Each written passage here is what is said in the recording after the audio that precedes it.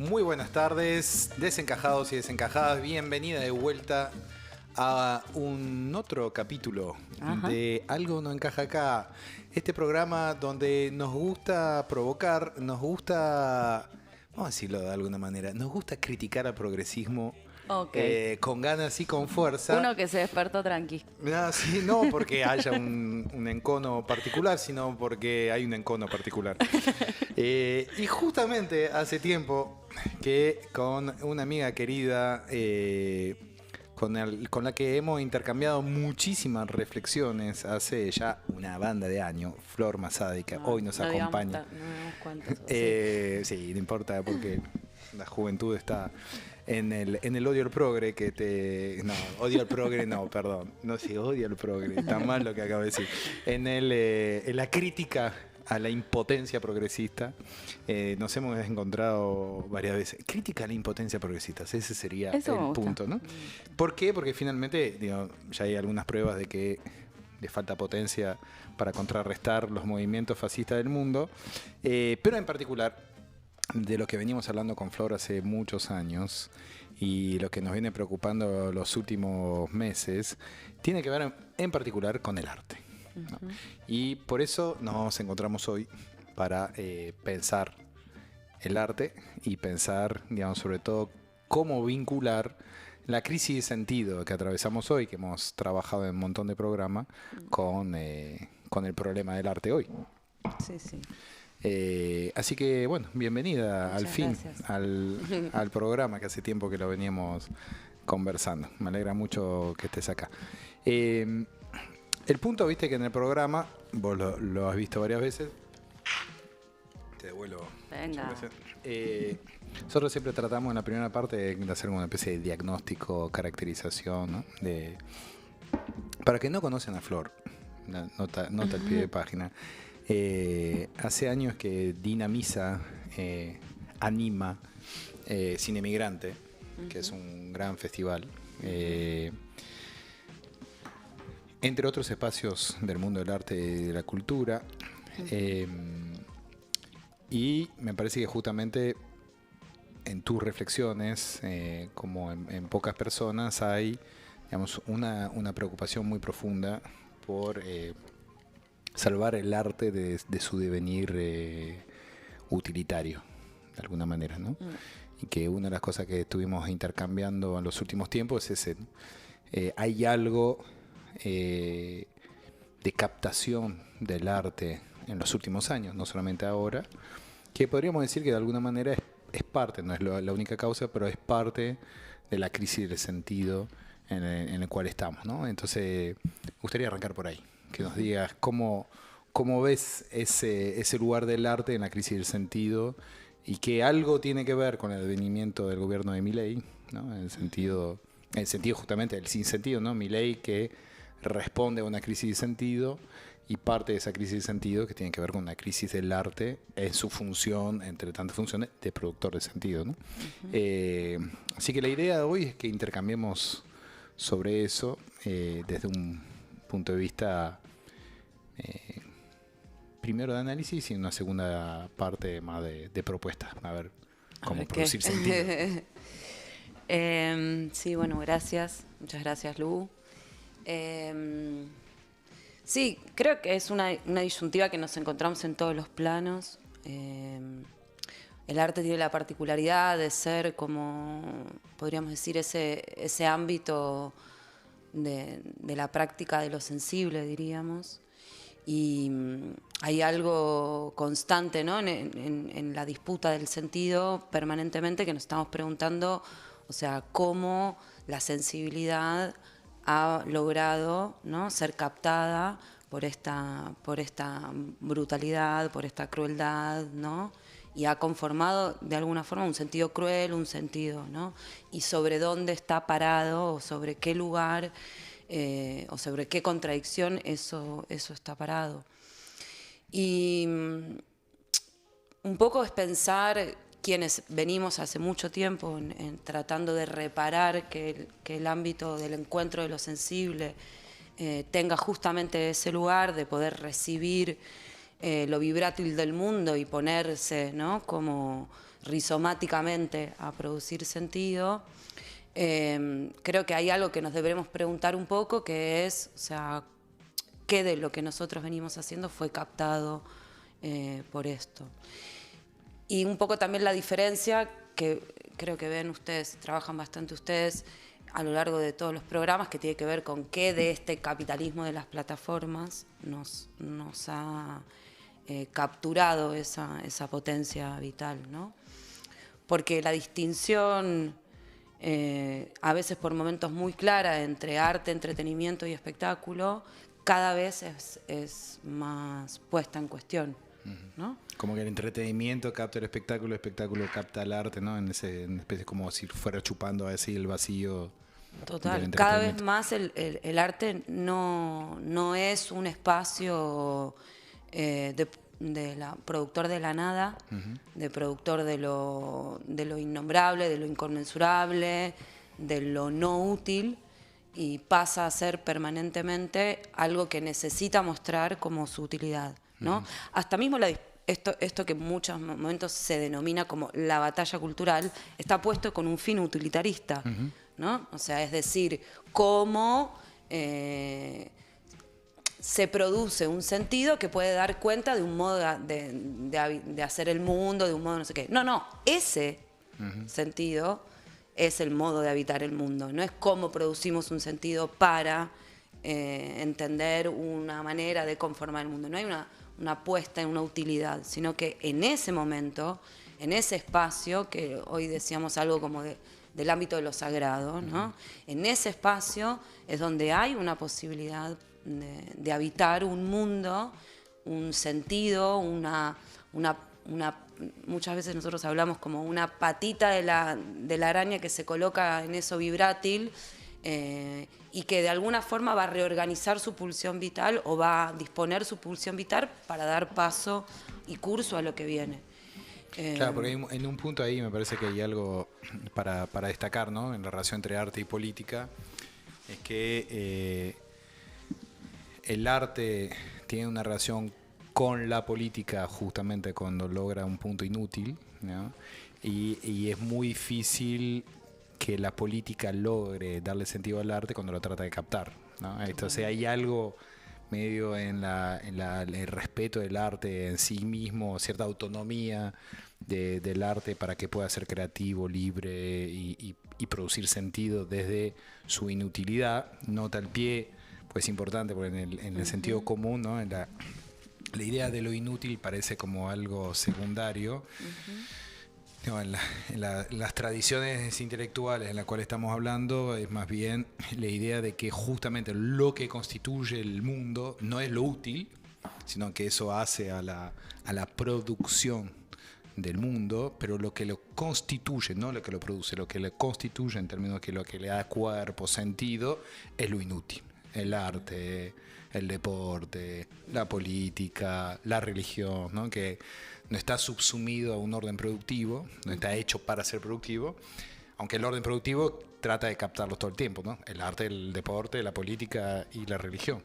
Pero finalmente son esos órdenes que escapan al orden productivo que permite que la sociedad exista, ¿no? Ese es el gran punto de la enseñanza, yo creo, por lo menos de un tipo de sociología del siglo XX que empujó en ese sentido.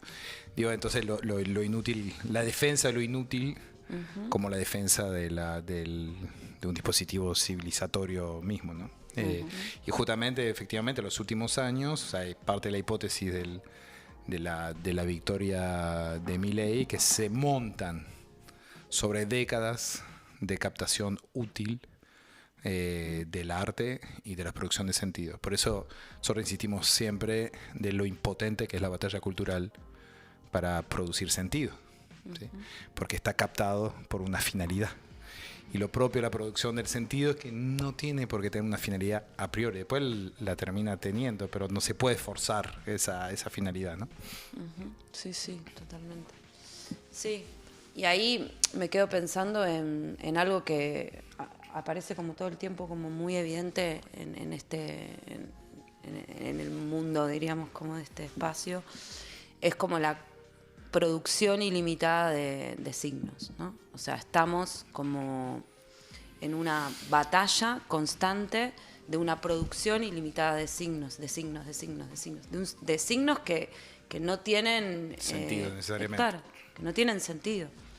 Entonces claro, no todo signo produce sentido. Claro, entonces es constantemente montarse sobre eso para entonces hablar sobre algo de la novedad, para hablar algo, ¿no?, sobre la originalidad, para plantarte desde un lugar en el que constantemente tenés algo que decir, hay algo que decir. Eso está montado también en la misma tradición de la producción del yo, ¿entendés? Entonces, todo eso que de alguna manera abonamos como un mundo distinto, que es algo de lo común, algo de lo colectivo, etcétera, etcétera, está totalmente tomado por una producción ilimitada de signos en donde yo, porque soy alguien del mundo del arte, produzco algo que es totalmente original. Uh-huh. Y eso tiene que ver principalmente con el código de la plataforma. Uh-huh. O sea, claro, es el código de la plataforma en el que te obliga a estar todo el tiempo montado sobre eso. Yo muchas veces lo hablamos cuando te pregunto cosas como ¿qué hago con todo esto? Es como, ¿cuántas veces vamos a necesitar volver a conversar sobre cosas, ¿no?, en el ámbito de lo sensible, volver a poner en el ámbito de lo sensible eso, ¿no?, como si en realidad ya hemos transitado sobre eso? Entonces, si vos me volvés a obligar a que yo vuelva a hablar sobre eso, pero teniendo que plantearlo desde un lugar de la originalidad, ¿sí?, vuelvo a producir algo que no está unido con su ética, no arma. No conecta, claro. Que no conecta. La imagen esa que vos tomás de la patita, ¿no?, la imagen que tomás muchas veces, la araña que tiene patitas y que va sintiendo la vibración en la tela, ¿no? Uh-huh. Y la tela sería como una especie de conector con las distintas formas de lo real. Uh-huh. Por eso retoma la idea de lo vibratorio y de lo rizomático. Es decir, no necesariamente la inteligencia del mundo es una inteligencia racionalizada, ¿no?, en el sentido de el mundo solo es aquello que es pensable, uh-huh, sino que el mundo es también aquello que es sentido. Y justamente parte del dispositivo artístico es lograr captar parte de lo pensable, pero también parte de lo sensible, uh-huh, que no necesariamente es elaborado desde el punto de vista del pensamiento. Entonces implica justamente una captación de la vibración del mundo y que el arte, tiene la capacidad de expresar, ¿no? Entonces ese es un punto clave de la politicidad, inclusive, porque hay algo que la política pierde cuando se corta la conexión con el arte, que hay una parte de lo real a la cual no accede. Total. Porque no vibra, no logra captar esa vibración, ¿no?, vital, esa parte, esa dimensión de la vitalidad que escapa a lo útil, al razonamiento pensado, que lo puede incorporar, pero que lo subsume al dispositivo sensible. Recién cuando mencionabas cómo afecta la dinámica de plataformas al arte, ¿no?, y esta necesidad de tener que producir todo el tiempo para habitar ese espacio, también al pasar decías como se puede traspolar con la dinámica tan del yo, ¿no? Porque ahí también entra una cuestión de decir, bueno, quiero ser parte de esto, entonces por eso necesito producir todo el tiempo para que el algoritmo que me exige eso me haga habitar ese espacio, por así decirlo. Es como, ahí también hay otra dimensión, me parece, que es interesante, ¿no? Como qué lugar tiene el yo en la producción de arte, porque es todo un tema. Sí, sobre todo porque es eso, ¿no? Porque de alguna manera lo que entendemos que es lo vibrátil del mundo, sí o sí tiene que ver con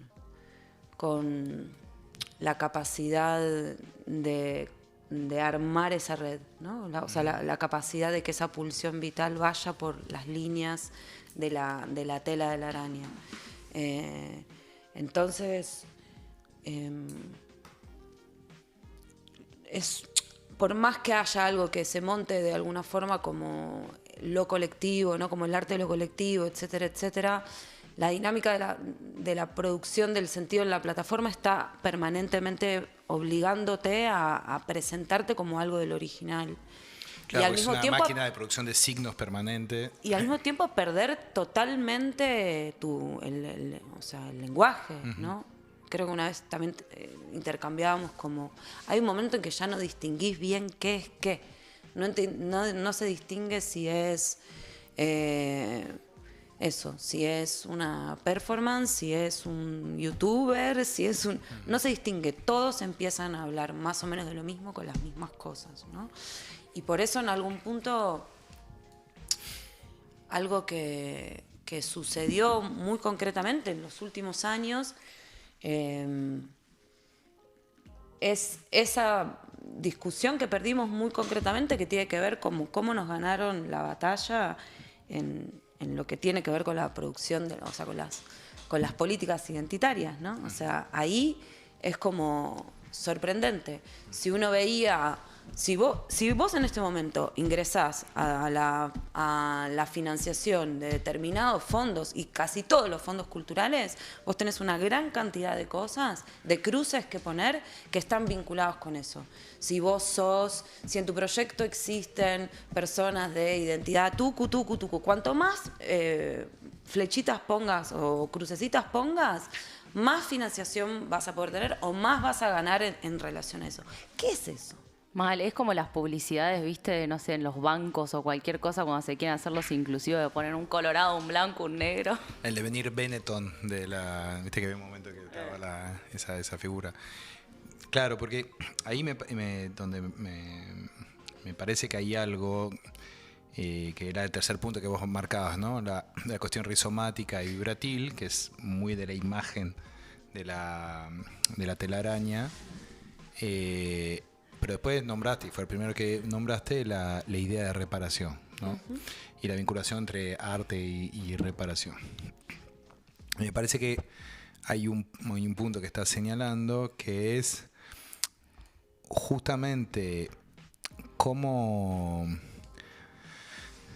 poder trabajar el mundo, por eso es reparar, ¿no? O sea, hay algo que se rompió, sabes que no lo vas a restaurar en el sentido, no es el concepto de restauración, ¿no? No es que lo vas a restaurar exactamente como estaba antes, no es una reversión, no hay nada reversible en términos, ¿no? En todo término, digo, ni hablar. El otro día había un compañero de Jóvenes por el Clima, ¿no? Donde, bueno, ya está. Estamos viendo cómo reparamos, no cómo revertimos. O sea, el calentamiento global está. Entonces, el concepto de reparación me parece un concepto clave, pero que implica, para reparar, poder captar justamente qué fue lo que se rompió, ¿no? Qué fue lo que está discontinuado. En particular, en lo que tiene que ver con los sentidos. Porque efectivamente que la saturación de signos en los espacios de redes o casi todos los espacios de la vida cultural hace que es como si hubiera demasiado peso sobre la tela araña, para volver a la imagen, entonces la tela no puede vibrar, porque está todo como absorbido por los signos. Hoy a la mañana escuchaba a Tenenbaum, ¿no? Que contaba que había salido de Twitter hace poco. ¿Qué había? Salido de Twitter. Que dejó Twitter. Dejó Twitter. Ah, okay. Y él expresaba como varios estaban, ¿no? Como hay varios comentaban periodistas que estaban con él que también estaban yéndose de Twitter. ¿Por qué? Porque se sentían, digamos, saturados, y que en un punto ese gesto de rechazo de la saturación de signo les permitía pensar y, por ende, sentir otras cosas, ¿no? Y mientras te escuchaba, pensaba en la imagen esa de los trolls indios, ¿viste? Que aparecieron, que denunciaron que había unos trolls que tenían todas direcciones en la India, con fotos de gente de la India opinando sobre la política argentina. O sea, que evidentemente eran trolls. Que eran, digamos, es un ejército de productores de signos. Sí. Que producen más o menos todo con combinaciones, mensaje muy, muy parecido, que te satura y que no deja vacío para que se exprese otras cosas, ¿no? Entonces me parece que hay algo en este momento, digamos, en lo que vos decís, me acordaba con el checklist que hacías, ¿no? Hay algo finalmente del arte, inclusive el financiamiento del arte, que implica asumir el vacío del otro. O sea, en el sentido de no rellenes condiciones, sino fíjate cómo vas a evitar ese vacío, que es una vieja discusión, ¿no? El primer ministerio de la cultura que hubo fue en Francia después de la Segunda Guerra Mundial, que fue André Malraux, ¿no? ¿Quién? André Malraux, Okay. comunista, que De Gaulle pone al Ministerio de Cultura, y hay todo un debate en ese momento si tenemos o no que tener un Ministerio de Cultura. Es un viejo debate, porque no es evidente, ¿no? Yo creo que sí. Mientras, y era un debate ya en los años 40, mientras el Ministerio de Cultura no le diga a los artistas lo que tiene que hacer, ni financiar, digamos, solamente algunas cuestiones. Es la misma discusión que con el mundo universitario, ¿no? Solo vamos a financiar lo que es útil, ¿no? para el país. ¿Cómo definís vos lo que es útil para el país? La vieja discusión, ¿no? Entre la ciencia fundamental y la ciencia aplicada, ¿no? Que en general el reflejo de todo progre bien pensante y otros que no son progre dicen, no, bueno, no voy a financiar una investigación sobre el sexo de los ángeles. No sé si no hay que financiar una investigación sobre el sexo de los ángeles. De la misma forma que no sé si no hay que financiar una obra de arte sin preguntarle nada al artista. En términos rellenados, ¿no? Digo, porque ahí creo que se pone en juego justamente la relación entre lo útil y lo inútil en el mundo del arte, y que es una discusión que hay que dar. Porque si no, naturalizamos que el debate es sobre la forma de la utilidad. ¿No? La utilidad fascista o la utilidad progresista, pero finalmente la utilidad al fin, ¿no? Y la captación por parte de la política, por derecha o por izquierda, en todo eso entrecomillado, del dispositivo artístico, que hace que finalmente termina siendo insensible. Sí, si estamos habitando en este momento un momento en el que ese inicio, podríamos decir, que impone, ¿no? La lógica o sea, que impone la razón como lo posible ante todo, ¿no? Y impone al hombre y al ser humano como el que puede absolutamente todo y el que puede avanzar sobre lo que no se conoce, que todo es posible de conocerse, que todo es posible de describirse, que todo es posible de ser capturable, que todo es posible de ser mensurable, que todo en ese que ámbito, todo es controlable, por ende. que todo es controlable, Esa es la ¿no? Como si estamos parados en eso, no permitirle al ámbito del arte justamente que sea el que no nombra, el que no obtura, el que no visibiliza, el que no es controlado, el que no controla, el que justamente el que habla, permite la oscuridad y el misterio, ¿no? Como parte fundante de lo que organiza fuerzas más allá del sentido de la razón, ¿no? Ahí es como, aparte porque es el único espacio, diríamos, creo que una vez yo te escuché algo que dijiste así como, yo creo que es uno de los únicos espacios que podrían, ¿no? Que todavía tienen esa capacidad de evocar algo de lo sagrado, ¿no? De evocar algo, ¿qué es lo sagrado? O sea, ayer hablaba con un amigo de eso, ¿no? Como, bueno, ¿qué es eso de lo sagrado? Bueno, es eso. Es un espacio al que no le damos la posibilidad de la explicación. No le damos la posibilidad de la taxonomización, de la nominación. Es una experiencia de la cual cuando entramos no sabemos cómo vamos a salir. Es el espacio del misterio, de hecho.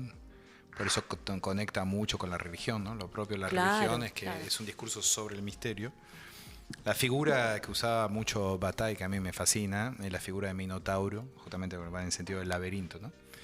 Porque en el mito griego del Minotauro, el Minotauro está dentro del laberinto. Y tiene la particularidad que tiene un cuerpo de humano y una cabeza de toro y no habla. Silencioso. A diferencia de la esfinge, que es la inversa, ¿no? Tiene un cuerpo animal y un rostro humano que habla. Y de hecho, cuando desafía a Edipo, desafía haciéndole un acertijo oral, ¿no? El Minotauro es lo que te devora cuando lo encontrás. ¿Por qué? Porque en el laberinto, y usaste una figura que me parece clave, que podría ser una definición del arte, que es organiza fuerzas, ¿no? Y la idea de fuerza no es joda. Porque organiza fuerzas libidinales, fuerzas creativas, fuerzas misteriosas. Entonces cuando uno, digo, si alguien no se escucha y nunca estuvo familiarizado por ese tipo de discusiones, y esto están delirando. Pero es clave. ¿Por qué? Porque efectivamente las fuerzas, la conexión con lo sagrado, tienen que ver efectivamente con la organización de fuerzas. No por nada Milei apela a las fuerzas del cielo, porque eso es la conexión que tiene Milei con lo sagrado, y que dejó de tener gran parte de la política, lo cual no significa entrar necesariamente en una religiosidad de iglesias, pero sí en entender lo fundamental que es lo sagrado en la vida social, y que si no tenés la religión de iglesias, el arte es clave. Y eso todas las revoluciones lo entendieron, sí, ¿no? La Revolución Francesa fue claro. Totalmente. El arte estaba en centro del dispositivo. De hecho, financió arte, a veces orientándolo, pero financió muchísimo porque consideraba que efectivamente la captación de lo sagrado de esa fuerza estaba en manos de los artistas, y que la función no funcionalista del arte es organizar esas fuerzas. Y si no se organizan esas fuerzas salen de otra forma, ¿no? Entonces, y ese es un punto clave. Me parece que, digo, hacernos cargo, y es una afirmación fuerte, pero hacernos cargo que el auge del fascismo o de las formas protofascistas, como es este gobierno de Milei, en gran medida tiene que ver con la pérdida del sentido del arte en nuestras sociedades contemporáneas. Totalmente. Porque ahí hay gran parte de la pérdida de sentidos, ¿no? Porque no hay un dispositivo que organice fuerzas. Totalmente. Y que permita sublimar, elaborar, totalmente, proyectar lo indecible, ¿no? O sea, muy parecido a la conversación que tuvimos con Facundo el otro día, un psicoanalista que vino acá. Ay, me encantó, lo vi, sí. Facundo Chamorro, que es discusión parecida, ¿no? O sea, función del psicoanálisis que también, ¿no? Tenés un dispositivo, claro, con el diván, no sé qué, y hay algunas fuerzas, que se llaman fuerzas divinales, donde vos las vas acomodando como podés a través de un dispositivo donde hay inconscientes dialogando, ¿no? Y finalmente hay algo del arte donde es la organización de fuerzas, entre otras cosas inconscientes, colectivas, que se expresan ahí, y que no funcionan si lo controlas. O sea, es como lo mismo que el diván, ¿no? Si el psicoanalista llega y te dice, bueno, ahora vos, tu inconsciente va a tener que tener tantos papás, tantos mamás, claro, y vas haciendo una contabilidad, y no va a funcionar tampoco el dispositivo de la organización de un flujo, ¿no? Pues esa es la paradoja, ¿no? Es organizar un flujo desorganizado. Por eso me parece que la idea de organizar fuerzas, y ahí está el punto de la reparación. Sí, sí. Claro, porque paradójicamente, es al organizar fuerzas que a priori no están organizadas, que hay efectos de reparación que si no ocurren, ¿no? Me dicen que hay que cerrar. Ok. La primera parte, y ya que estamos hablando de organización de fuerzas, claro, y de control, entonces no podemos sino poner en escena el metalenguaje del dispositivo de streaming, en la cual, siendo las 7:30, en punto y 12 segundos, vamos a la pausa, pero por suerte, con Dylan, que es un gran desorganizador. Exactamente. Sí. Hablando de inconscientes dialogando, nos vamos a ir escuchando Pelotuda de Dylan. Y ya volvemos.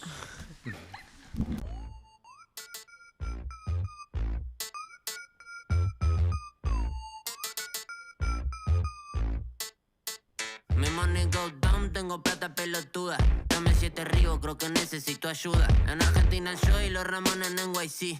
La vida es triste, lo siento, pero es así. Mi money go down, tengo plata pelotuda. Dame 7 ríos, creo que necesito ayuda. En Argentina yo y los Ramones en NYC.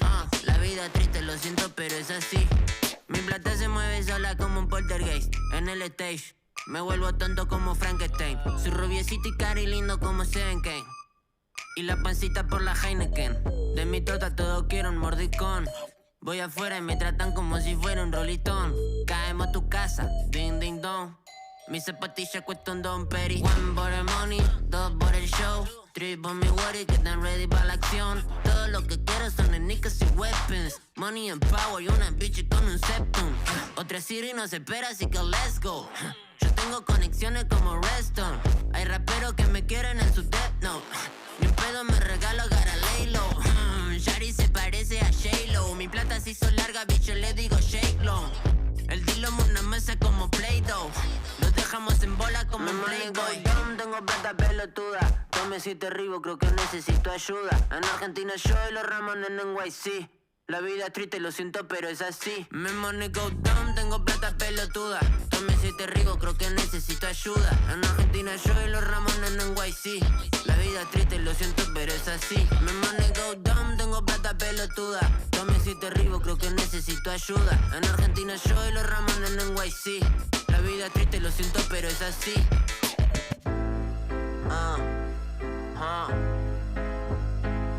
Postmortem. Postmortem. Yo no tengo sueños, tengo planes. No tengo enemigos, tengo fans. Me nombran y aparezco igual que Bloody Mary. Toda mi vida la persigo como Tommy Jerry. La venganza es dulce como un flan con crema. Y pareciera que yo pago una condena. Porque para lo malo tengo un imán. Y lo bueno siempre tarda o nunca llega. Puede que a veces yo esté en crisis y que tenga ruina la psiquis. Pero si hay que meter mano yo hago fisting. Cuando la cosa está tensa como un lifting. Tengo un par de hijos, le voy a hacer un baby shower. Pa' nosotros todo el día happy hour. Antes nadie venía a mi cumple, ahora todos quieren venir a mi cumple. Cuando hablo nadie me interrumpe. Me gusta porque hace que mi mundo se derrumbe. Hace un par de años que vivo en la incertidumbre. Espero no se me haga una costumbre.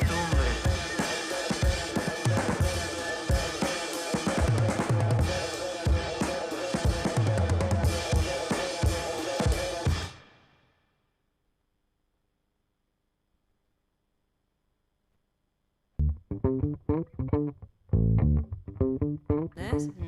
Que evidentemente sucede. Nosotros no hemos parado en la pausa, hemos seguido obviamente en un flujo de Remanijas. organización de fuerza, remanija. Entonces vamos a responder a la discusión que había Sí. en el medio. Estoy de acuerdo. Porque Lu decía, Yo decía que algo que me llamaba mucho la atención eran dos cosas. Por un lado, cómo la política había empezado hace un tiempo a empezar a hacer shows y espectáculos de teatro, que es algo que hizo Milei, que bueno, después empezaron a hacer Pedro Rosenblatt y Ofelia cuando fue la candidatura el año pasado y este año también. Y que hay un montón de canales de stream y un montón de programas de stream que ahora están haciendo obras de teatro. Sí. Y cómo termina, y yo lo que decía era cómo termina llevando el dispositivo capaz del video igual a el encuentro. Y Flor me había tirado un jaque muy bueno que me encantaría reescuchar. y Que entonces me- vos contestaste. Que a mí me parece que ese es el reconocimiento que en la experiencia del arte, o sea, en la experiencia de lo vibrátil hay una potencia, pero justamente todo termina pareciéndose a todo. O sea, vos para poder, vos sos un periodista, de un periodista pasás a ser un stand-upero, de un stand-upero pasas a ser un actor, ¿no? Cuando en realidad, en algún punto, esa potencia de lo vibrátil que tendría que tener el mundo del teatro, del arte, no sé qué, no sé cuánto, también empieza a irse hacia el otro lado, ¿no? Vos tenés que tener una imagen, vos tenés que generar una voz, vos tenés que decir determinadas cosas en un lugar de la imagen, de la plataforma, no sé qué. Entonces hay un momento que vos decís, yo no termino de entender, este es un actor, es un periodista, es un... hay un momento en que todo empieza a ser todo y entonces el ámbito de lo sagrado, en donde ahí se sucede, ¿qué es? ¿Dónde está? No lo sé. Vacío y silencio frente a esa pregunta. No, porque efectivamente es una pregunta, corre riesgo tu argumento de, digamos, ¿cómo decir? Corre riesgo el compartimento, ¿no? O sea, en el sentido de podríamos tener algunos sujetos que puedan circular en distintos espacios si fueran algunos sujetos. Pero efectivamente lo que vos estás señalando es una lógica general que está ocurriendo. Suspendemos la obra de teatro que estábamos pensando. La puta madre, boludo, era lo único con lo que íbamos a facturar. Ay, la concha de la lora. Íbamos a ganar algo, pero no, resulta que... claro, por eso nosotros queríamos decir que... No, pero es cierto que inclusive el propio dispositivo, este mismo dispositivo, que es un dispositivo...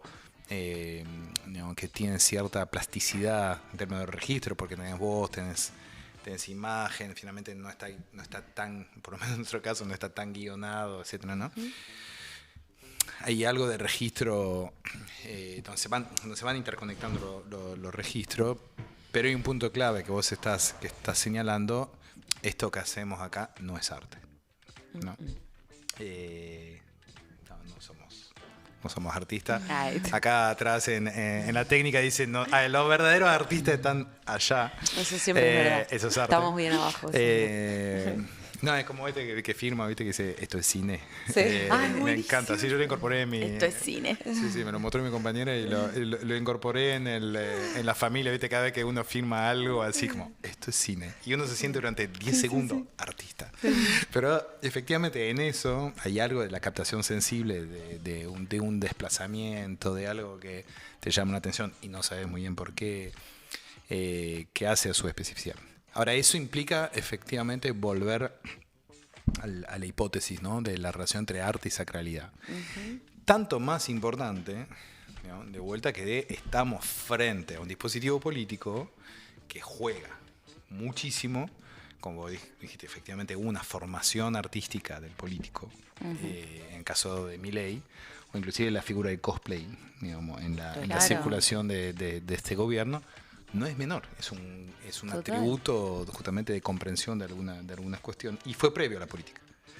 ¿Y cómo? Y fue previo a la política. No es que es el político que hace. Tenemos otros casos, ¿no? Brandoni, de Cell. Hay historias, ¿no? Y podríamos multiplicar de actores que pasan a la política. Bueno, en Estados Unidos, sin ir más lejos, Reagan, que era actor. Mirá qué datazo. Era un gran actor no la tenía. De cine, de western. Pero creo que en algún punto hay algo que una vez me acuerdo, nunca me voy a olvidar, cuando empezaron a aparecer las redes sociales y nosotras estábamos haciendo Cine Migrante comenzó en un momento en que las redes sociales no existían, lo tengo que decir.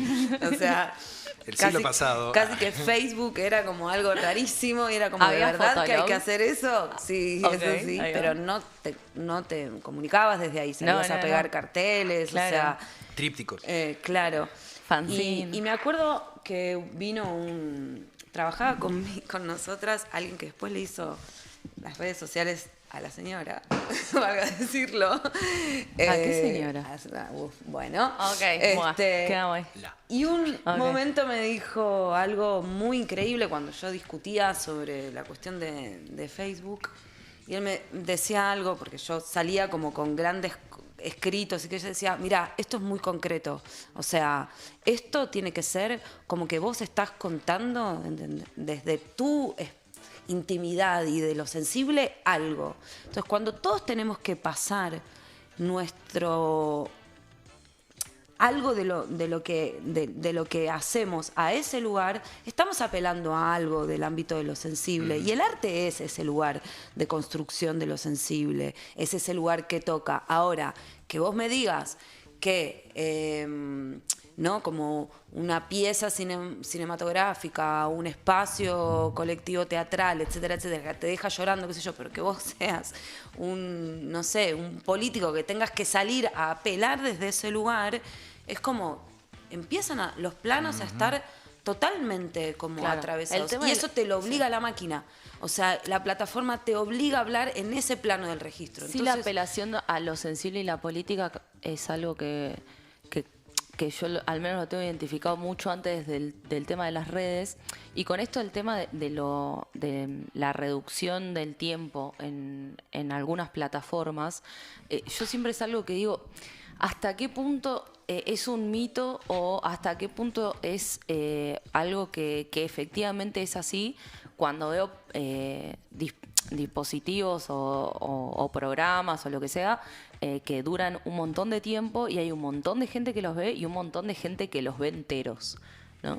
Lo mismo con las películas y que capaz tienen una retroalimentación en otros dispositivos como de plataforma, como puede ser Instagram, TikTok, lo que sea, pero que te llevan a capaz verte un video que no sabes si cuando lo lanzan, estoy hablando puntualmente ahora del método Rebord, si dura 1 hora, 3, 2:30 o 7. Pero mira eso, justamente exactamente eso. Eso es totalmente inútil. Y ahí hay una producción de un sentido. Claro, a eso voy, por eso digo... Y se está yendo a ese lugar. Sí. Se está yendo a ese lugar. Y de hecho Rebord capta cosas. Por Totalmente, supuesto. hizo todo un mundo. Por supuesto. No, logra captar, o sea, Por entiende supuesto, cosas, porque sí. y entiende cosas de una sensibilidad que no Por es... supuesto. ¿Cómo se llama el universo Rebord, algo así?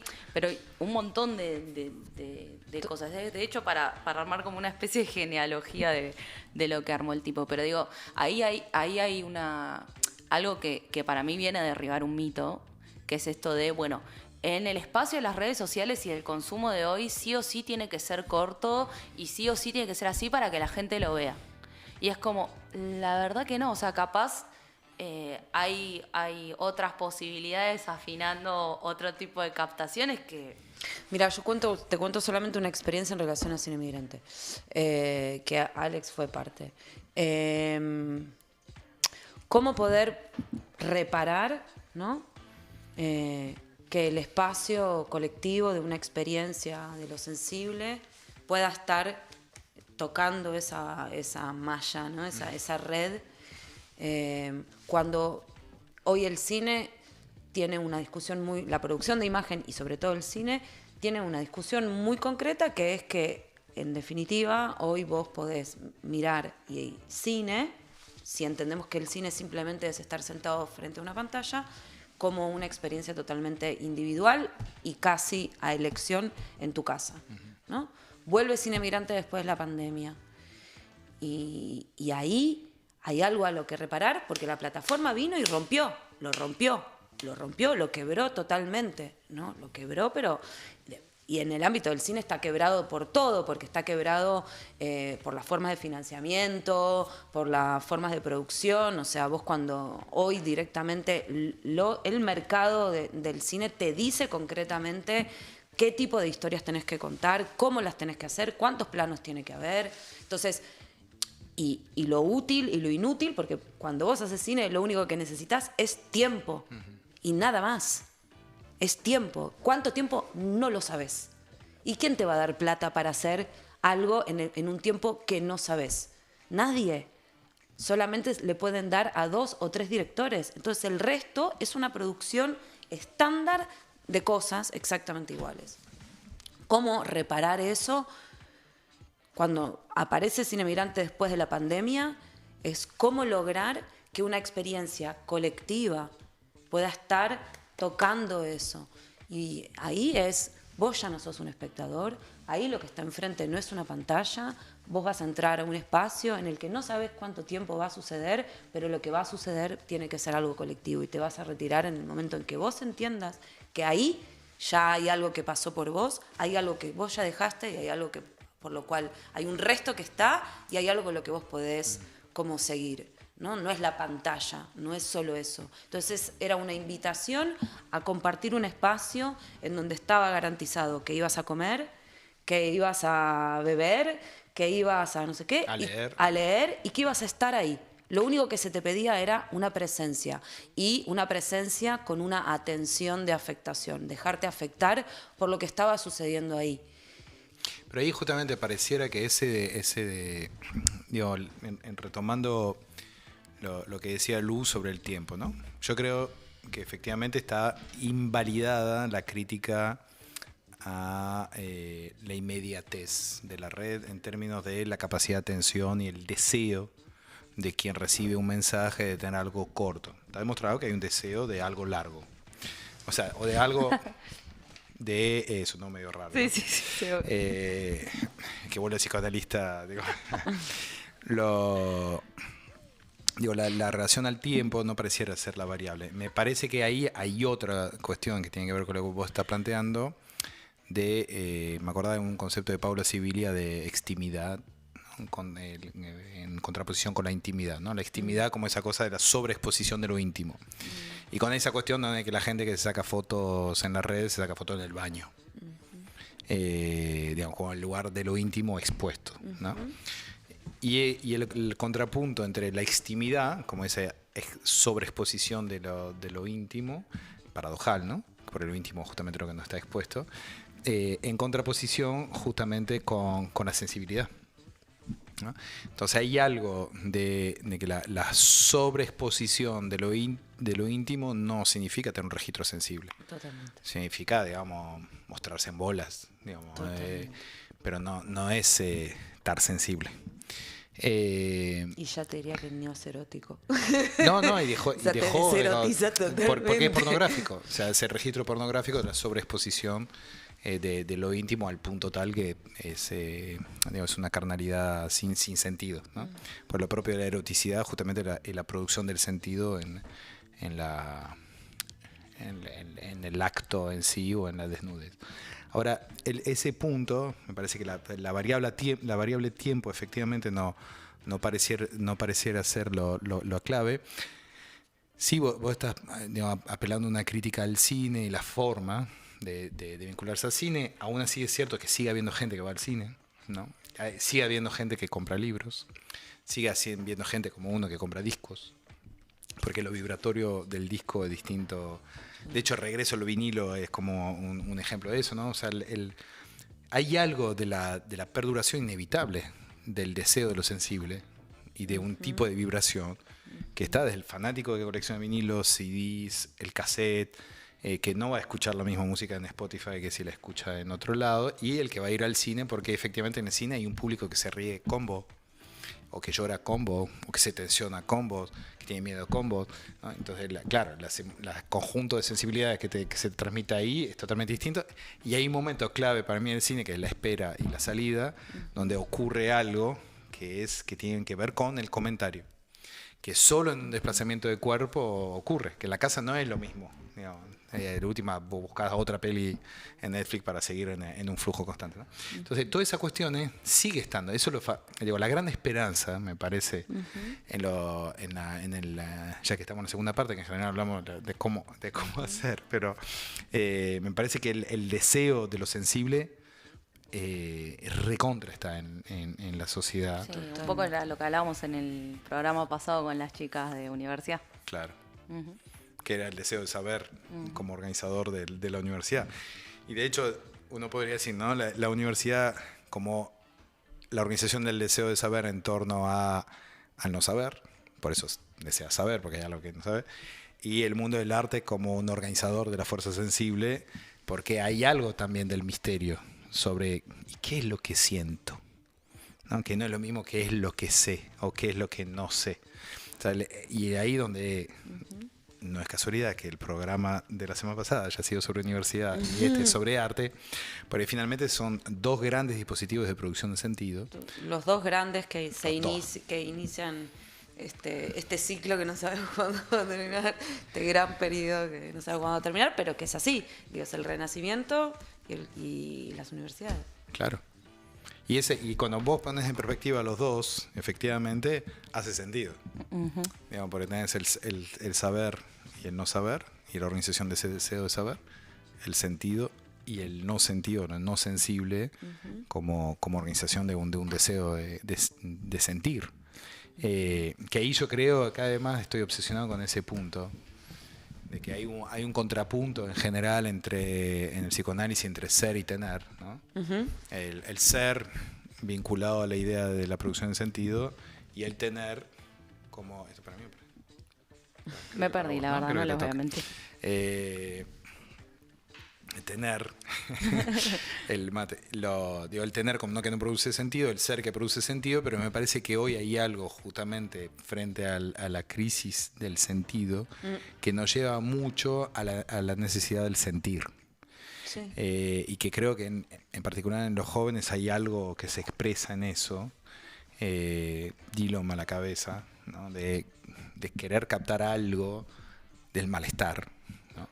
que uno de los grandes logros del arte es lograr expresar el malestar que justamente no se puede poner en palabras, pero sí se puede expresar, ¿no? Ahí hay algo súper potente, me parece. Sí, y en esta cosa medio, ¿no? Estamos ante esta figura que hablamos mucho, ¿no? Como esta cosa medio zombie, ¿no? Como estamos ante un mundo que a través de sus flujos de comunicación, de plataforma, etcétera, etcétera, está totalmente anestesiado, ¿no? Totalmente anestesiado. Y sin embargo, entonces, ¿qué es lo que hay que reparar para que eso que está dormido, medio zombificado, meta de nuevo la pata para, ¿no? Como... Y en ese sentido, digo, lo mismo, ¿no? Estamos totalmente vinculados, pero en realidad estamos totalmente desvinculados. Entonces, ¿qué es lo que te permite el ámbito del arte? La revinculación. Revincularte. O sea, si el arte simplemente es una experiencia propia, individual y qué sé yo, ahí no está sucediendo nada, ¿no? Entonces, esa revinculación, esa contemplación, ¿no? Como ya basta de hablar. O sea, dejemos de hablar un poco, contemplemos.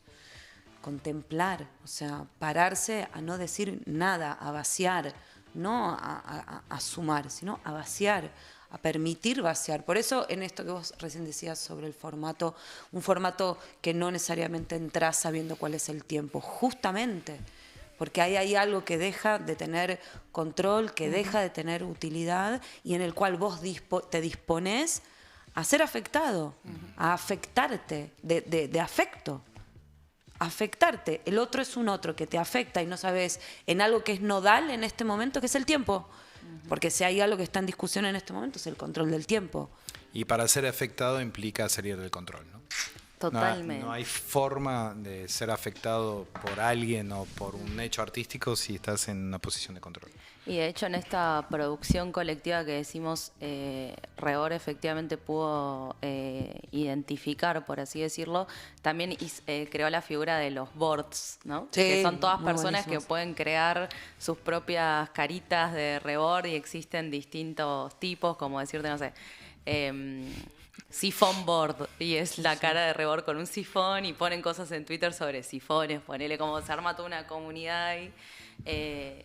Que para mí, claramente el dispositivo que armó él parece una oda a Rebord, esto no lo puedo creer, pero efectivamente el dispositivo que armó él para mí viene a derribar un montón de mitos sobre la comunicación o las distintas formas que puede tomar el arte, y hay algo clave sobre el no control. Como, bueno, yo voy a habilitar y que pase. O sea. Sí. Pero funciona, o sea, digo, lo bueno, que me parece que digo, finalmente los zombies no tienen tanto devenir. No. O sea, hay algo, a mí siempre me pareció que la figura del zombie, que es la figura que usa Milei para caracterizar al otro, ¿no? Para mí ahí hay algo súper interesante en relación a lo que estamos hablando, digamos, de la posición de Milei, la forma en que capta sensiblemente al mundo, es una inversión significativa, ¿no? Es decir, nombra al otro en función de lo que lo caracteriza a él. O sea, los otros son ratas y él tiene todo el código de la rata. El código de la rata en términos, con todo el respeto por la rata, pero en términos de un roedor aprovechado, oportunista, ¿no? Tiene todo ese código, está mucho más cerca de la rata que el león, de hecho, en su figura. El otro día el Edu Tonioli circulaba una imagen donde se mostraba justamente transformado una especie de Milei león rata, ¿no? O el Banco de Galicia, cuya propaganda ahora es un ratón. O sea, hay algo de la rata que circula ahí. La figura Cyborg, que es el Terminator, donde dice yo vengo del futuro, pero no hay nada más paseísta que él. Y a su vez el Terminator como Cyborg, que oscila en sus formas en relación a lo sensible. Justamente, hay una dinámica en lo sensible. Y lo otro, el último video mostrando a los kirchneristas como zombie, cuando él tiene todos los códigos del zombie, ¿no? Ahí me parece que hay una trilogía interesante entre el animal, el cyborg y el monstruo, ¿no? Que desde el punto de vista de la sensibilidad contemporánea es algo para trabajar, en el sentido de poder, digamos, habría que hacer como un juego yo lo hice a veces con el tema del animal, ¿no? Trate de pensar políticos y asociarle a un animal, a ver qué surge y qué potencia tiene o no tiene. Pero lo mismo podríamos preguntar, ¿no? ¿Qué animal, qué cyborg y qué monstruo? Ahora, en la historia me focalizo sobre el monstruo por lo que vos dijiste del zombie, ¿no? En la figura de la monstruosidad hay una historia que me fascina, quedan pocos minutos, pero que lo novela William Ospina, que es un escritor colombiano, que narra la noche en la cual con Lord Byron, en la misma noche, crean a Frankenstein y a Drácula. ¿Cómo es eso? O sea, el Lord Byron tiene en su casa a Mary Shelley y a Polimadori. Lord Byron. Lord Byron. Para quien no sabe quién es. Un gran escritor, muy provocador. ¿Qué crea? Que tenía en su casa a Mary Shelley y a Polimadori. Polimadori crea Drácula y Mary Shelley Frankenstein. En el mismo momento, en una noche oscura, una tormenta en Ginebra. Fascinante. O sea, para mí hay que hacer una película sobre esa noche. Drácula y Frankenstein fueron creadas en el mismo momento, en el mismo lugar y en el mismo tiempo. Bajo la provocación de Lord Byron, que dice, dale, vamos a escribir sobre monstruos en esta noche oscura. Zarpado. Ahora, Frankenstein, un chabón con daddy issues, diríamos hoy, ¿no? Tiene un tema, el padre, la creación, complejo. Claro, Frankenstein, re daddy issues, ¿no? Recontra, creado por una mujer, y que él tiene el problema del reconocimiento, representación, la potencia, complejidad espectacular. O sea, podría escribir tesis y tesis sobre Frankenstein y Drácula, el deseo, la seducción, el peligro. Por favor, vení. Claro. Qué buena peli, Drácula. Por favor, vení acá. Claro, cosa que un zombie jamás le decís, por favor, vení acá. No. ¿El zombie qué es? Tenés que correr de ahí. Es lo pulsional. Punto. O sea, el monstruo pulsional. No hay nada más chato que el zombie. Yo por eso odio las películas de zombie y me encanta la película de Frankenstein o de Drácula, porque me parece que ahí hay una profundidad. Yo también odio las pelis de zombies. Que el mundo se divide así. Perdón, pero podemos hacer tipo team zombie, team... ahora se hace así, ¿no? Sí. Team Drácula o Frankenstein. Pero ahí hay algo de justamente la sensibilidad monstruosa, que es muy importante porque es, digamos, la figura de la deformación y por ende la posibilidad de la creativa, sea desde lo oscuro o no, que nos abre a un universo de confrontación simbólica frente a estos sujetos. Porque estos sujetos, hablo de Milei en particular, sí capta eso, lo invierte, etcétera, y nosotros frente a eso nos falta una potencia creativa. Yo me pregunto en esta imagen de zombie, ¿cuánto de lo justamente de lo desconectado ¿no? de lo sensible que nosotros reprodujimos? Hablo de un nosotros como colectivo, pero no lo diría yo porque no creo que intenté no hacerlo, pero soy parte del todo.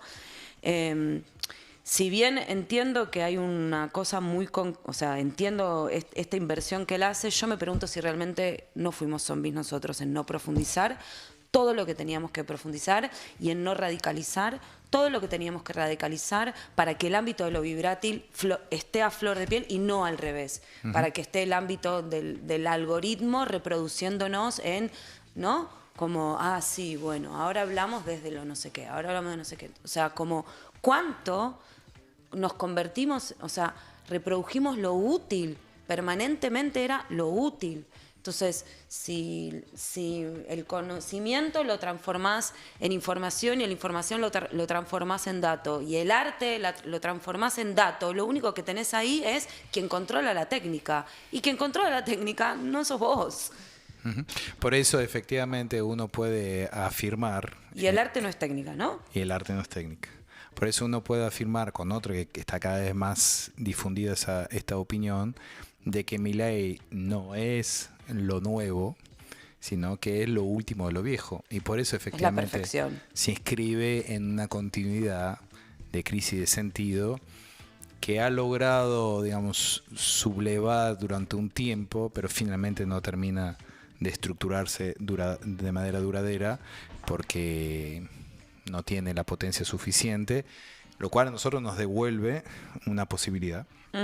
Una posibilidad creativa, una posibilidad sensible, una posibilidad, como decías, de organizar las fuerzas del sentir desde otro lugar que nos permita, conjuntamente con la universidad y el arte, producir sentido desde una oda a la inutilidad, que es lo que permite de constituir sociedades y no solamente de producirlas. Dejemos a los economistas la producción y al resto Yo no tengo drama. la constitución del mundo, que tan necesario es en este momento. Muchas gracias, Flor.